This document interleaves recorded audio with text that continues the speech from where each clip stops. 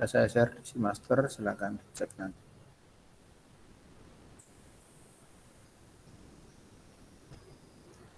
Banyak contoh kejadian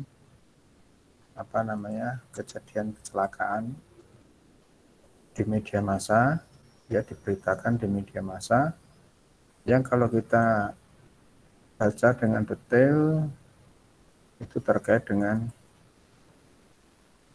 penyebabnya antara lain karena faktor geometrinya. Sebentar ini kok nggak muncul nih.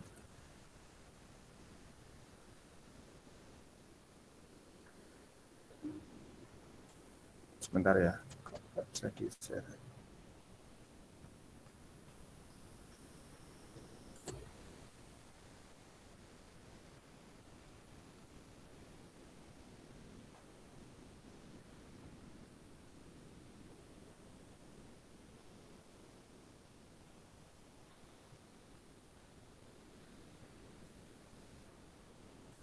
Sudah kelihatan? Apakah sudah bisa terlihat? Sudah, Pak. Sudah, Pak. Oke. Jadi kita akan coba mempelajari aspek keselamatan ya yang dikaitkan terkait dengan faktor geometri.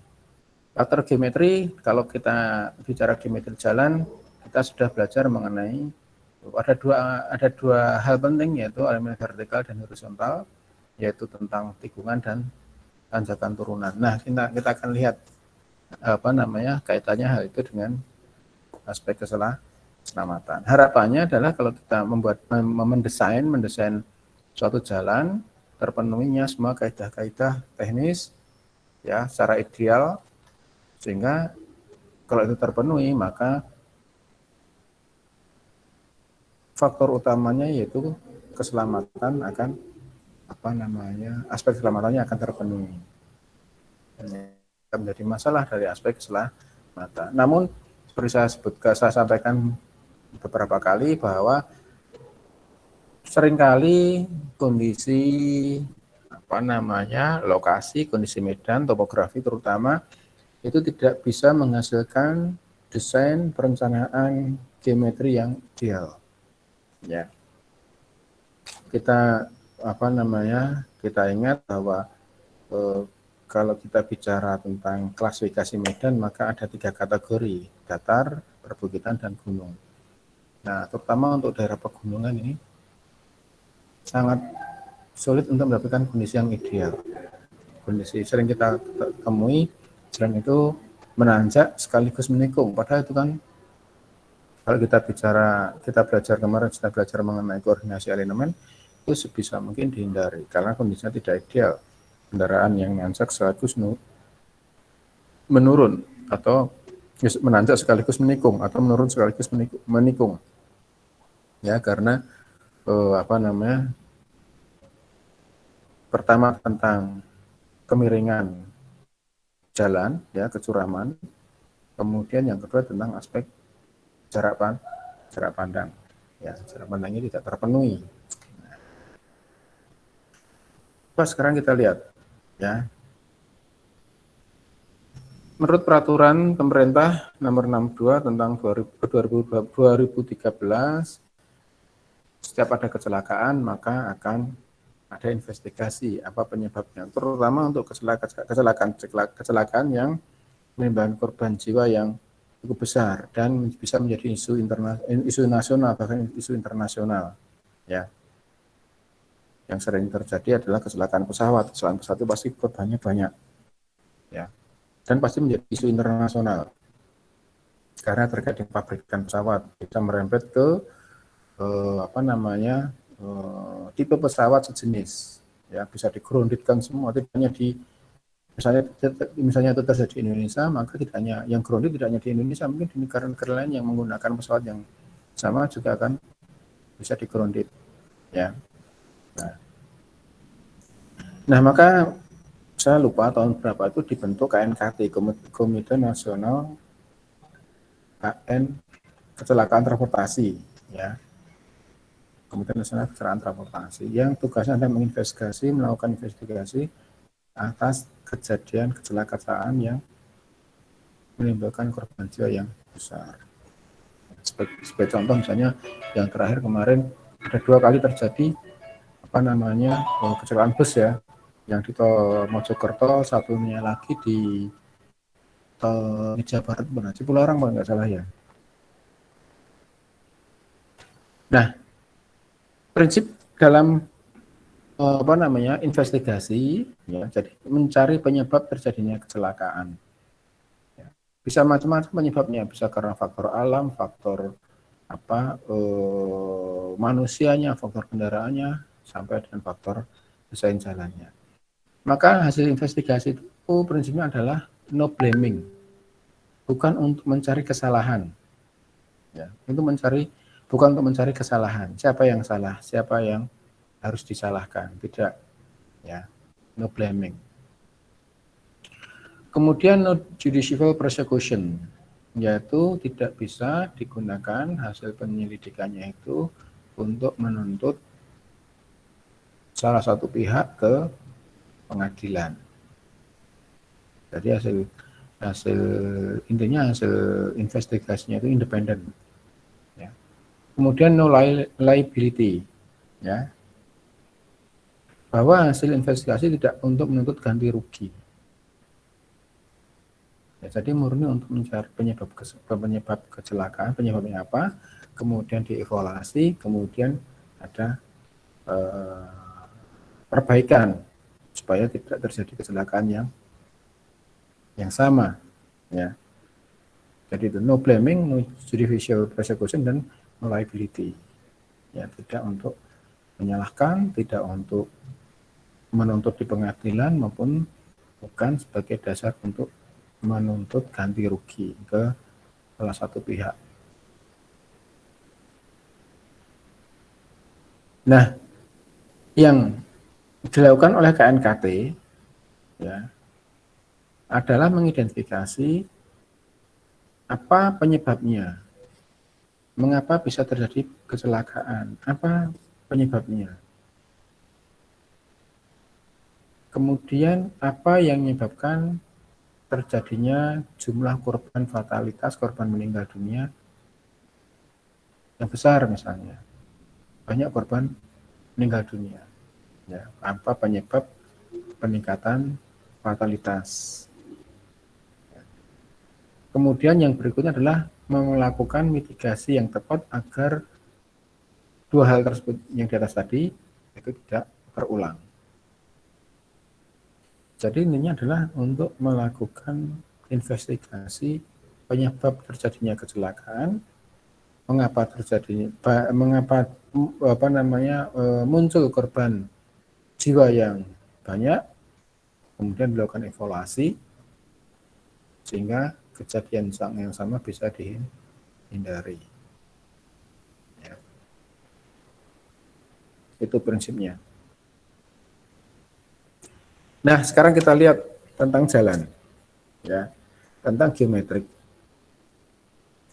Masuk ke jika penyebab kecelakaan itu geometrik itu bagaimana, ya, karena desainnya. Nah, suatu desain jalan akan memenuhi aspek keselamatan apabila memenuhi 3 unsur utama, ya. Yang pertama adalah regulating route. Jadi prinsipnya jalan itu harus memenuhi kaidah geometri jalan. Nah, kaidah geometri jalan itu sudah kita pelajari kemarin, ya. Pertama adalah desain penambang melintangnya. Bagaimana mendesain jalan dari aspek penambang melintang yang aman. Apa yang diatur? Yang pertama misalnya adalah jumlah jalurnya. Kita sudah belajar mengenai jalur, mengenai lajur. Ya. Bagaimana jalan itu bisa didesain hanya 2 lajur atau perlu 4 lajur. Ya. Bagaimana pembagian arahnya? Ya.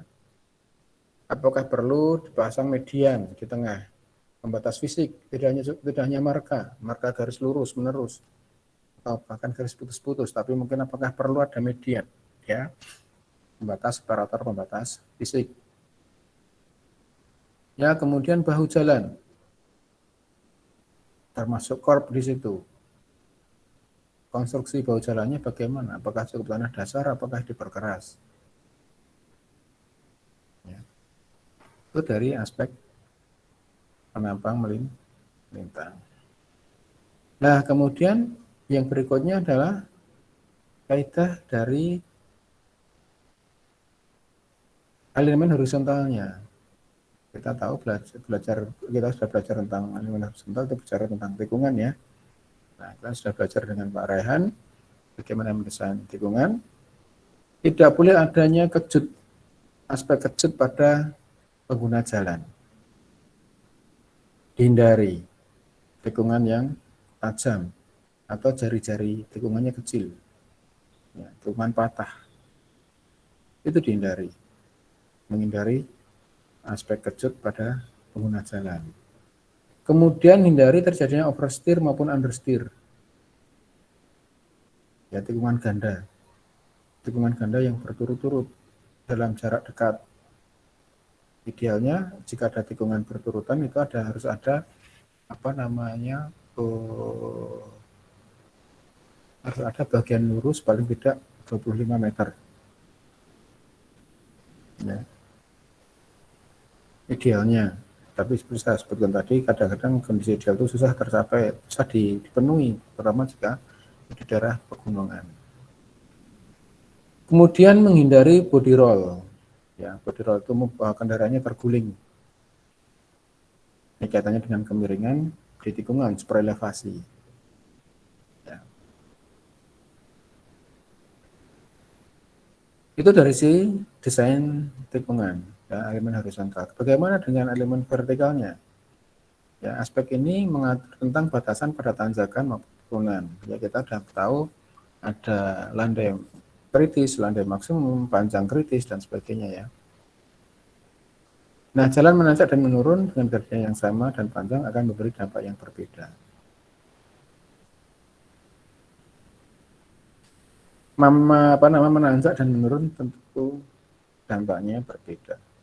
Nanti kita lihat. Ya. Tidak hanya menanjak, tapi menurun juga bisa membahayakan. Menanjak jelas ya kalau tenaga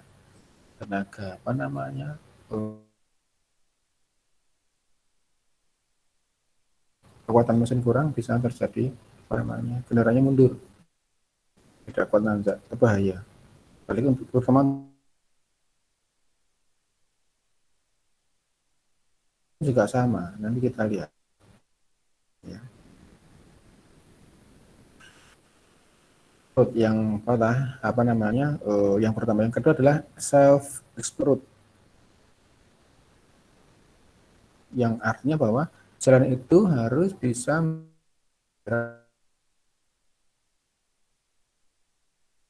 kepada tentang potensi-potensi bahaya yang ada. Ya. Jadi bisa memberi gambaran kepada penggunanya tentang adanya potensi bahaya ya, yang ada pada jalan itu. Ya. Dalam bentuk apa? Nah, bentuknya macam-macam. Terutama ini untuk jalan-jalan yang tidak ideal. Yaitu di situ diperlukan adanya rambu dan marka, pemantul, delineator, ya, pagar pengaman dan sebagainya. Ya. Tentu yang di terakhir nanti di rambu marka, kemudian rambu markator ya, pemantau cahaya itu penting untuk menuntun kendaraan kondisi. Ya. Jadi keberadaan rambu dan marka itu jangan diremehkan ya, terutama kalian akan merasakan jika kalian sedang melewati jalan yang tidak familiar, yang tidak terbiasa melewati jalan itu, maka keberadaan rambu dan marka itu penting. Akan memberitahu, mengingatkan, memperingatkan di depan itu ada apa? Oh, ada tikungan ke kiri, tikungan tajam, ada tanjakan, ya, ada jalan licin dan sebagainya. Oke, Kemudian yang ketiga ada ring road. Nah, keterangannya adalah bagian jalan berkeselamatan, jalan yang memanfaatkan di mana sudah dipasang informasi delineasi sesuai standar, namun masih mungkin terjadi potensi kecelakaan. Ya. Jalan sudah didesain bagus, sudah ada rambu marka dan sebagainya, tapi mungkin ada faktor yang lain, ada titik-titik tertentu di spot-spot tertentu di segmen jalan itu yang masih membahayakan, terutama jika kondisi pengemudinya tidak fit, misalnya ngantuk, lelah, dan sebagainya. Maka perlu disiapkan backup plan-nya, yaitu pengaman tambahan. Ya. Misalnya pada daerah tikungan diberi pagar pengaman, atau di jalan yang di atas jurang maka diberi pagar pengaman. Ya. Di jembatan juga ada pagar pengaman. Yaitu backup plan-nya untuk aspek safety. Ya.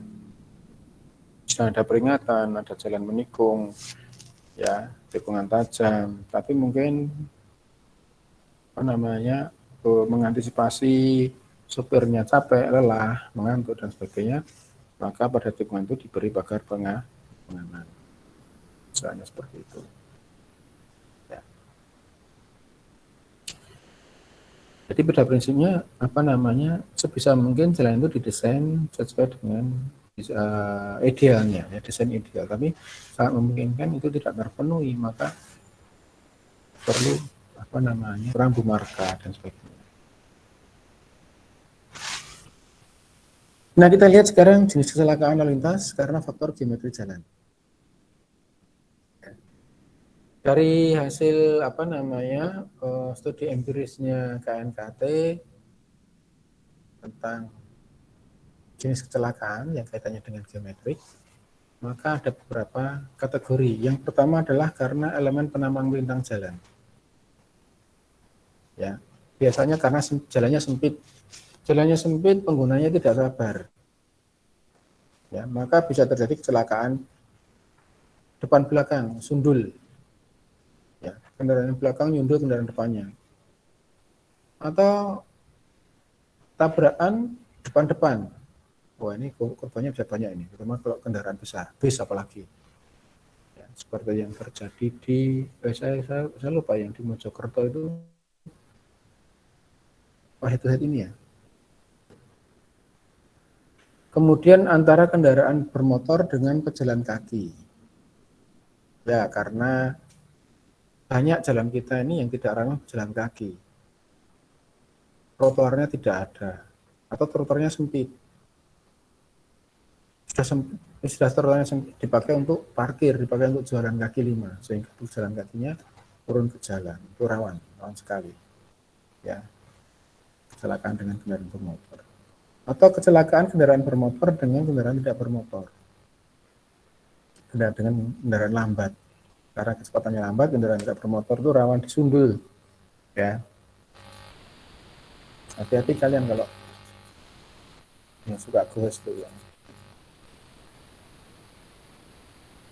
Tabrakan kendaraan yang mau jalan minor dan sebaliknya. Ya, dari gang mau masuk ke jalan besar, itu harus hati-hati.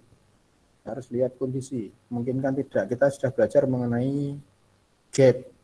Ya, di lalu lintas kan ada teori tentang gap ya, kita pelajari. Gap atau celah aman itu berapa untuk masuk ke jalan besar dari gang atau dari rumah misalnya. Hati-hati, motor sering kali ya tidak tengok-tengok dari gang langsung melonong masuk ke jalan. Ya. Sering kali itu terjadi. Ya. Itu karena aspek itu yang dari aspek memang melintangnya. Biasanya karena ukuran jalannya kecil.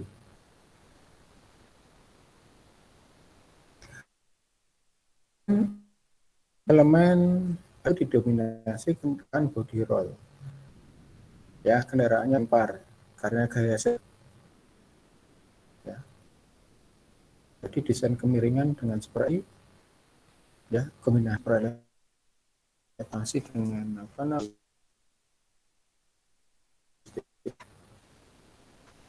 tidak baik, tidak pas, ya, karena hanya terlalu tajam, kemiringan ekspor elevasinya kurang, maka kendaraan bisa terguling, terlempar keluar, ya. Sehingga tapi luarnya apa? Bisa tebing, bisa jurang, bahkan pagar pengaman pun bisa diajar, ya. Ya. Atau slip, oversteer maupun understeer, ya, slip. Apalagi kalau cuaca hujan, licin jalan, basah. Ya. Kemudian jika elemen harus vertikalnya didominasi oleh kecelakaan yang disebabkan oleh rem. Rem blong jika itu menurun atau gagal nanjak, tidak kuat.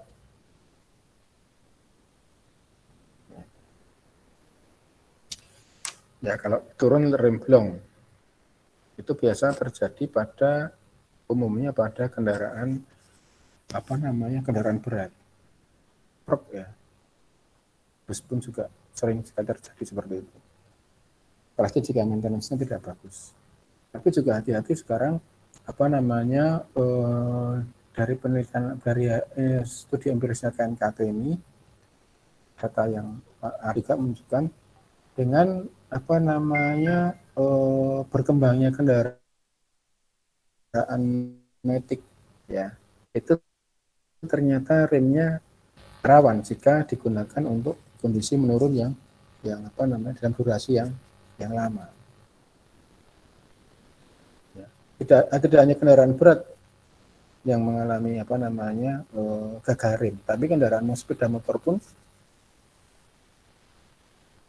bisa terjadi kondisi rem blong ini. Karena apa? Karena kampasnya panas. Ya.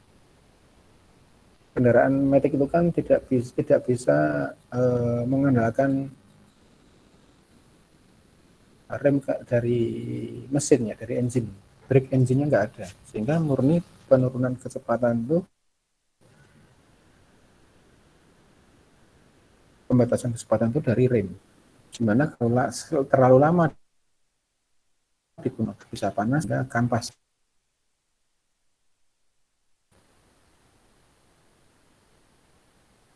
Nah, sehingga menggunakan sepeda main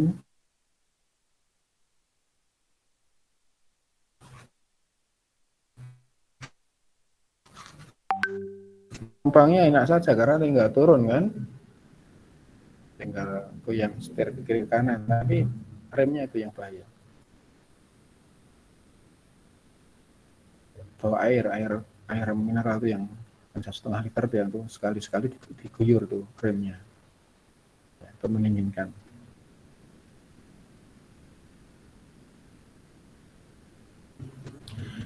Nah, kita lihat sekarang apa namanya potensi kecelakaan. Ya, hazard and risk pada geometri jalan, potensi kecelakaan dan risikonya. Nah, KNKT sering mengidentifikasikan beberapa kejadian bahaya yang seringkali tidak disadari atau di geometric trap. Ya, bahkan karena geometri.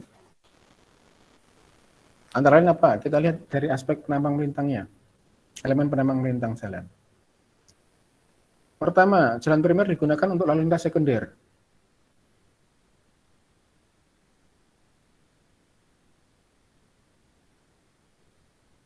Ya, sebagai contoh jalan antar kota digunakan, penggunanya ada sepeda di situ, ada becak. Terjadi konflik antara kendaraan cepat dan lambat, atau kendaraan dengan pejalan kaki, atau lalu lintas mayor dengan lalu lintas minor. Ya. Sebagai contoh, coba perhatikan kalau hari Sabtu, hari Minggu itu, ya, kalian yang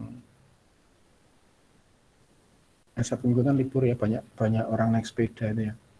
Itu banyak yang mereka bersepedanya itu di jalan arteri, jalan primer, jalan antar kota, ya, jalan nasional, ya.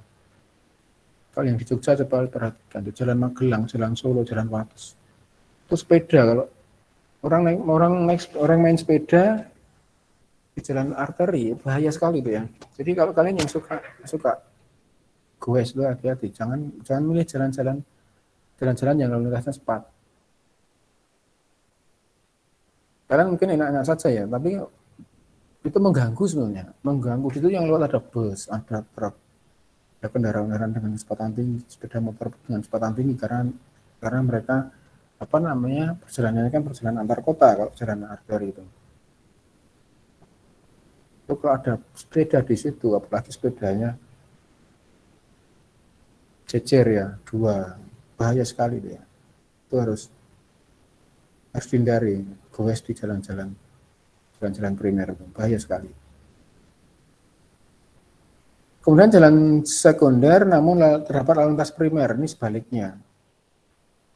Jalan kecil tapi kendaraannya cepat, kendaraan yang lewat kendaraan berat, bus truk atau mobil dengan kecepatan tinggi, ya sama saja.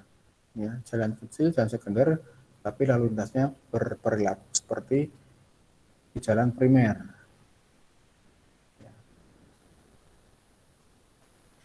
Jalan arteri primer namun hanya dilengkapi dengan 2 jalur atau pokoknya 2 lajur ini ya. Masih banyak jalan-jalan di apa kita jalan antar kota tapi sempit, apalagi di luar Jawa itu masih banyak sekali jalan antar kota besar tapi hanya 7 meter lebarnya ya, untuk dua lajur masing-masing arah, masing-masing arah 1 lajur, jadi total 2 lajur ya, 2 UD biasanya kodenya, 2 lajur 2 arah undivided tanpa median, bahaya itu juga ya. Jadi jalan primer melayani lalu lintas jarak jauh kecepatan tinggi tapi sempit ya. Kemudian jalan kelas 3 digunakan kendaraan bus truk dengan lebar 2,5 meter. Ini sama, berarti prinsipnya apa namanya jalan sekunder tapi harus mengakomodir apa kendaraan berat. Nah, kemudian yang berikutnya karena dari aspek apa namanya elemen horizontal, tikungan terutama yaitu tikungan patah yang menyebabkan kendaraan mengalami body roll atau terlempar. Jadi dihindari tikungan-tikungan patah untuk lalu lintas kecepatan tinggi jalan-jalan primer. Dan makanya kalian tidak akan menemukan jalan tol itu ada tikungan patah, ya. Tikungannya halus, jari-jarinya besar. Ya. Jalan-jalan apa namanya jalan provinsi yang ditingkatkan jadi jalan nasional atau jalan kolektor yang ditingkatkan jadi jalan arteri, maka jika semua jalan itu tikungannya tajam-tajam kemudian diperhalus. Tikungan ganda yang menyebabkan kendaraan mengalami slip, baik itu oversteer maupun understeer.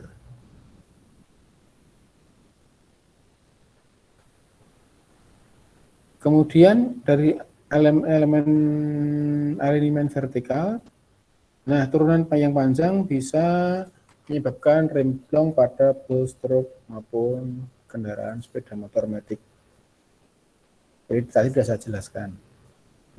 Remblong itu banyak sekali menjadi penyebab kecelakaan bus dan truk kendaraan besar. Sering kali kalau kalian apa namanya mengikuti berita di televisi atau di media masa online itu banyak kecelakaan yang terjadi karena remblong.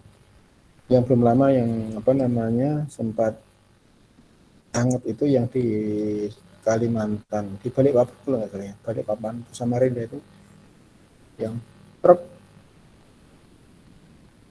remnya blong kemudian menabrak kendaraan yang sedang antri lampu merah, berhenti di lampu merah. Korbannya banyak sekali. Simpang Rapak itu namanya. Yang dari Kalimantan Timur tahu mungkin ya. Itu kombinasi secara desain geometriknya karena di situ ada turunan dan rem blong. Ada gantrungnya nggak tahu besar tuh ya. Tanjakan curam dengan gradien di atas 20% yang dapat menyebabkan kendaraan kehabisan napas atau overheat pada mesin. Kendaraannya tidak kuat nanjak. Overheat, mesinnya jadi panas, tidak kuat nanjak, maka bisa mundur. Bisa mundur membahayakan kendaraan yang di belakangnya. Jadi kalian harus jaga jarak. Kalau di depan kalian sedang berjalan di tanjakan, di depannya ada kendaraan besar, terutama truk, jangan terlalu mepet, harus jaga jarak. Antisipasi jika kendaraan di depan itu nggak kuat. Baik, sampai sini ada pertanyaan? Kaitannya dengan apa namanya? Hazard pada geometrik.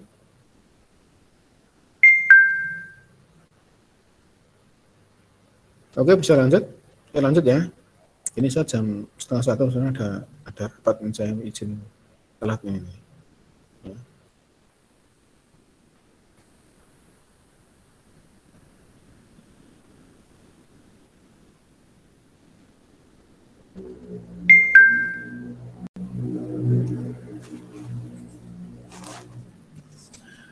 Oke, identifikasi hazard atau identifikasi potensi bahaya.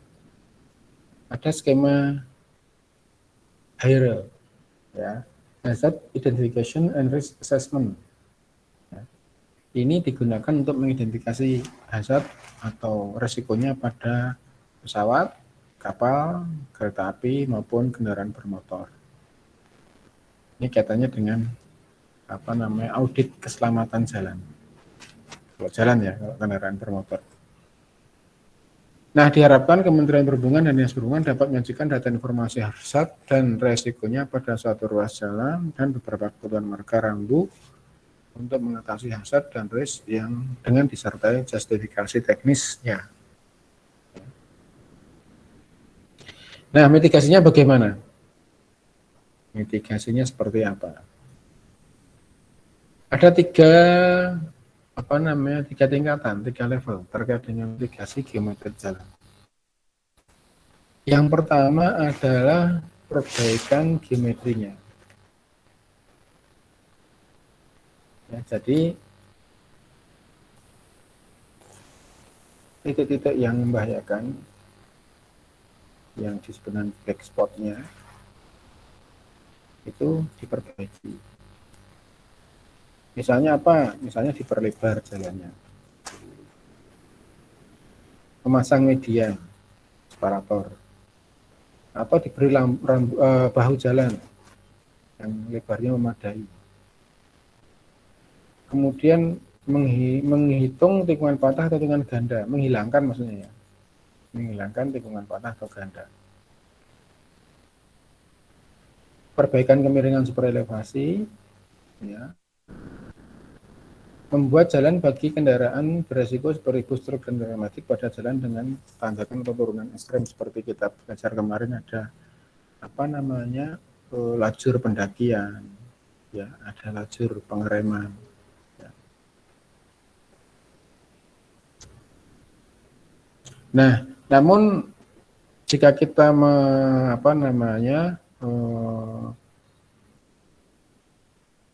mendekati solusi kecelakaan itu dari aspek geometrik, itu biasanya biaya tinggi. Kenapa biaya tinggi? Karena harus pertama ada biaya pembebasan lahan, dan kedua biaya konstruksi terutama. Ya. Ada biaya pembebasan lahan dan ada biaya konstruksi. Bahkan kadang-kadang ada tidak hanya di titik itu penanganannya, tapi mungkin membuat jalur yang lain, jalur alternatif seperti di tanjakan Nagrek itu kan tanjakan yang panjang dan curam yang pada waktu itu digunakan oleh lalu lintas kendaraan berat, bus truk itu, dan itu rawan sekali terhadap kecelakaan karena turunannya tanjakannya ekstrim dan panjang. Maka untuk solusinya dilakukan pembuatan bahkan jalur yang baru ya. Jadi sekarang kendaraan yang arah Bandung tidak lagi lewat Nagrek, Tanjung Nagrek, tapi lewat jalur yang lain, lewat Garut ya. Mahal sekali itu karena harus membuat jalan baru ya. Tidak hanya penanganan di Tanjakan Nagrek, karena nggak bisa tangan lagi ya karena kondisi topografinya seperti itu ya, maka dicarikan jalur yang lain. Dan ingat ya, banyak jalan-jalan di kita itu kan peninggalan Belanda. Pertama itu, kedua, jalan-jalan sekarang ini adalah pengembangan dari jalan-jalan yang sudah ada sejak lama, yang mana pada waktu itu kan lalu lintasnya sedikit, kendaraan yang lewat masih banyak kendaraan-kendaraan kecil, bahkan kendaraan tidak bermotor ya, termasuk kendaraan kereta kuda dan sebagainya, sepeda ya kan, yang tidak menuntut dan tidak terlalu menuntut banyak spesifikasi. Nah sekarang jalan-jalan itu sekarang dikembangkan, lalu lintas makin banyak, jenis kendaraannya makin beragam, ada kendaraan berat, bus, truk dan sebagainya, yang jumlahnya makin tahun makin banyak, sehingga tidak bisa lagi jalan-jalan lama itu ditingkatkan, sehingga dibuat alternatif jalan yang lain sesuai dengan spesifikasi yang diminta untuk dilalui kendaraan dan kondisi terkini. Nah, itu. Kemudian yang berikutnya, skema mitigasi yang berikutnya adalah pemasangan marka rambu, papan peringatan, papan informasi. Ya. Nah, skema ini disebut low cost improvement. Ya, dan paling memungkinkan jika ditemukan satu jalan memiliki kondisi standar dan sering menyebabkan orang kecelakaan, menyebabkan sering terjadi kecelakaan. Nah, dipasang rambu, marka, lampu penerangan, papan peringatan, dan sebagainya. Tanpa mengubah geometriknya. Nah, sehingga dikatakan di sini murah biayanya. Ya. Harapannya pengendara, pengguna jalan itu mereka aware dengan peringatan-peringatan yang diberikan melalui rambu dan marka itu tadi. Ya. Kemudian pemasangan pagar pengaman jalan serta jalur penyelamat. Nah, ini merupakan upaya terakhir jika konsep marka dan rambu tidak dapat mencegah kecelakaan. Ya, jadi kecelakaannya mungkin tetap ada, terjadi, namun fatalitasnya bisa ditekan, diturunkan. Ya, jalan-jalan yang tikungannya tajam karena kondisi topografinya tidak memungkinkan untuk diubah, maka di sisi luarnya diberi pagar pengaman. Atau jalan-jalan yang di atas jurang diberi pagar pengaman. Ya.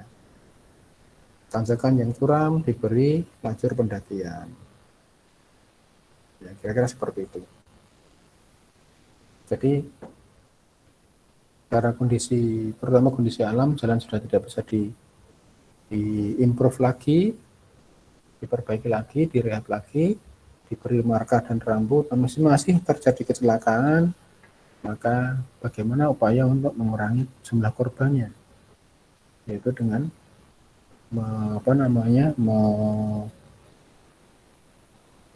menambahkan pagar pengaman misalnya. Nah, sebagai penutup kuliah ini ya terkait dengan keselamatan, maka diperlukan perubahan paradigma berpikir dan bekerja untuk membentuk jalan yang berkeselamatan di Indonesia khususnya. Apa saja cakupannya? Pertama, pemasangan fasilitas jalan. Fasilitas jalan itu banyak. Pertama adalah rambu dan marka. Jadi rambu dan marka itu adalah fasilitas untuk pendukung kaitannya dengan keselamatan dan kenyamanan. Ya. Jadi rambu dan marka itu ditempatkan pada titik, terutama rambu dan marka peringatannya itu ditempatkan pada titik-titik yang punya potensi bahaya. Pertama, kedua pada titik-titik yang desain jalannya tidak ideal.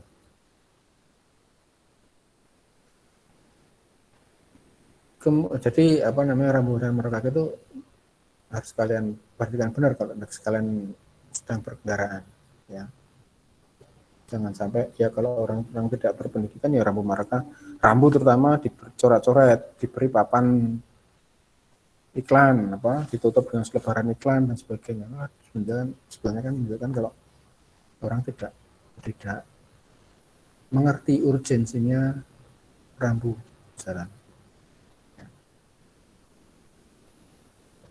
Pelaksanaan inspeksi keselamatan jalan dan DRK dari Identifikasi Kebutuhan Fasilitas Jalan menjadi identifikasi hazard dan resiko serta konsep dilakukan mitigasi.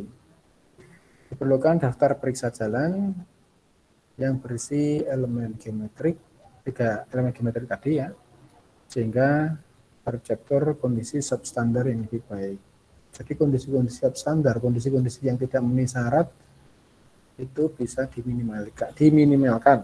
Kalaupun tidak bisa dihilangkan, maka kondisi-kondisi jalan yang substandar tadi, yang tidak memenuhi aspek keselamatan tadi, teridentifikasi, kemudian tadi misalnya diberi rambu, marka, dan sebagainya. Menghindari kecelakaan. Kalau kecelakaan tidak bisa dihindari, maka jumlah korbannya harus bisa ditekan. Nah, kemudian yang terakhir adalah program keselamatan jalan.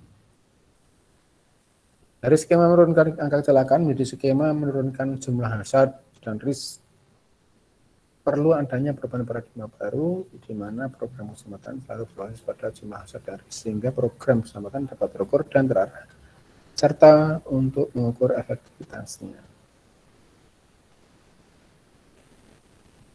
Ya, keselamatan di jalan itu kan sebetulnya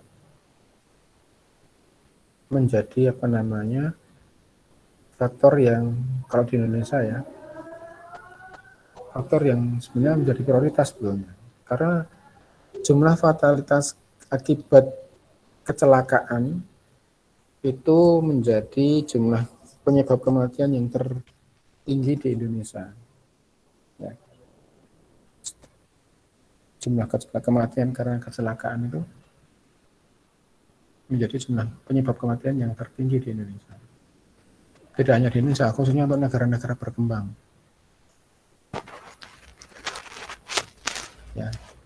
Karena apa? Karena fasilitas jalan pertama, kedua perilaku berlalu lintas. Yang berikutnya jumlah kendaraan yang banyak, padat. Perilaku kalian juga bisa perhatikan sendiri kalau di jalan, perilaku orang naik kendaraan itu seperti apa. Ya, ada orang yang sebenarnya belum mahir menggunakan sepeda motor, sudah naik motor. Ya, ada anak-anak kecil, anak SMP, anak SD bahkan ya. Ya tidak hanya anak kecil, orang-orang tua juga. Kalian mungkin pernah lihat orang sudah tua naik motor.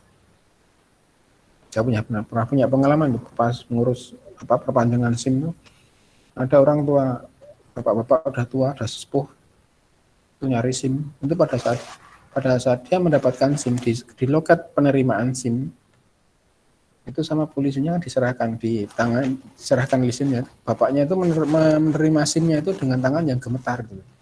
Tremor gitu kan. Tremor. Bayangkan ya, orang yang sudah tremor itu dapat SIM, bisa memperoleh SIM, artinya apa? Dia punya lisensi untuk naik kendaraan.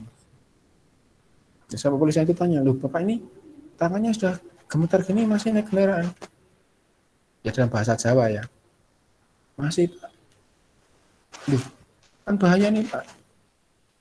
Akhirnya polisinya itu hanya berpesan, Pak kalau naik motor jangan di tempat yang ramai ya. Nah kan nggak ada jaminan kan. Nggak ada zaman orang naik motor kan bisa kemana saja. Mau di jalan desa, mau di jalan kampung, mau di jalan raya. Bisa aja. Dan itu dapat SIM, harusnya kan SIM nggak bisa keluar dengan orang-orang seperti itu kan. Nah, maka ingat kalau kalian naik motor, naik mobil di jalan tuh, kalian tuh berkompetisi dengan berbagai macam karakteristik orang. Ada yang belum mahir naik kendaraan, ada yang ngantuk, ada yang terburu-buru, ya, ada yang motor atau mobilnya tidak pernah dirawat sehingga remnya blong dan sebagainya. Jadi kalian berhati-hati di jalan itu, mungkin baru 50% selamat, yang 50% lain tergantung orang lain. 5% sisanya tergantung orang lain. Tadi siapa tahu di jalan ketemu dengan orang yang buru-buru sehingga tidak waspada, memang orang yang sembrono, nekat, gitu kan? Ya siapa tahu. Ya, maka harus hati-hati dan berdoa, itu yang penting supaya selamat di jalan. Oke, sampai sini ada pertanyaan? Kalau tidak ada, mungkin saya coba sekian ya. Kita ketemu lagi minggu depan, insya Allah. Sekali lagi, kalau ada pertanyaan, saya kasih kesempatan. Ini karena saya harus ikut rapat pemilihan ketua departemen. Selesai masa pengurusan sekarang, harus hadir. Baik, kalau tidak ada pertanyaan, mungkin kuliah saya cukupkan sekian. Insya Allah kita ketemu minggu depan. Selamat siang. Assalamualaikum warahmatullahi wabarakatuh. Waalaikumsalam warahmatullahi wabarakatuh. Waalaikumsalam warahmatullahi wabarakatuh. Waalaikumsalam warahmatullahi wabarakatuh.